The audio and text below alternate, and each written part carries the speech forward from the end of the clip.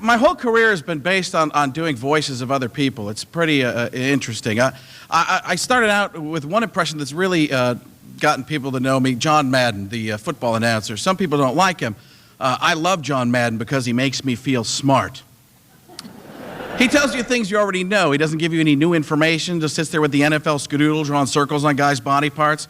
John Madden will say things like, if the quarterback, if he throws the ball and the receiver, if he catches it in the end zone, that's gonna bow wow wow yippee yo yippee yay, that's gonna be a touchdown.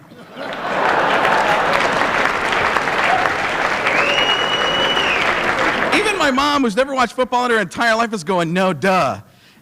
And he says the same thing in the beginning of the sentence that he says in the end of the sentence, and I have no idea what he's doing in the middle. Then he'll wrap it up with the words, and that's what that's all about.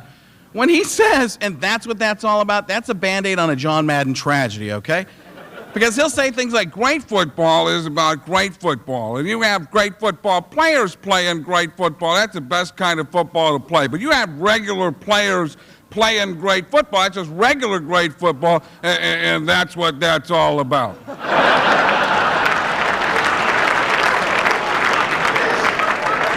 Something, and that's what that's all about phrase leads me to believe he'd be great at the Hokey Pokey.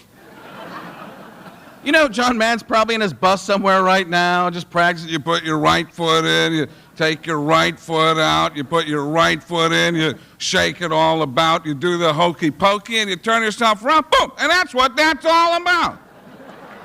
And I think he would be a great, I was thinking about this just for this audience, because I think he would be a great speaker for the White House, because if you ever asked him a question, like, what do you think's going on with the war on terror? Well, I think that we have to do things that we do, and when we do those things, other things happen, and when the things happen that you don't want to happen, you've got to go back and think, I mean, what made that happen? And then you got to think, hey, we can't let that happen again.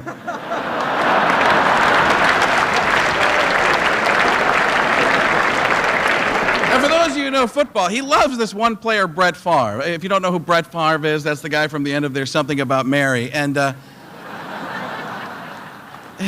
he loves Brett Favre. I don't know what it is. Maybe because it sounds so good when he says it, like Brett Favre. It just sounds perfectly. I'm waiting for the day where he does an interview with him, because he talks about him so much. I'm waiting for the day where John Madden does an interview with Brett Favre. He's like, Brett, I wrote you a poem. I hope you like it. Roses are red, violets are blue. I might like football, but I love you. I mean, he talks about Brett Favre for no reason at all, you know? It's like somebody made a bet with him, said, you can't work Brett Favre and everything. Son of a gun, I can't watch this. He's like, one day he's talking about hybrid grass. Like, half of that grass on the field is real and half of it is fake.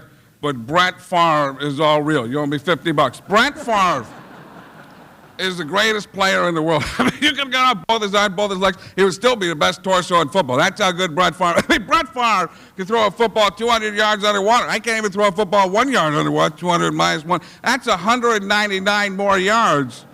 Brett Favre can throw a football underwater, and he can hit any target he wants. That's why you put Brett Favre in Afghanistan, boom, he'd hit Osama bin Laden. But the Packers don't want to get rid of Brett Favre. They need Brett Favre because Brett Favre is the Brett Favre of Brett Favreness. And without Brett Favre, they wouldn't have Brett Favre, and that's what that's all about. Now,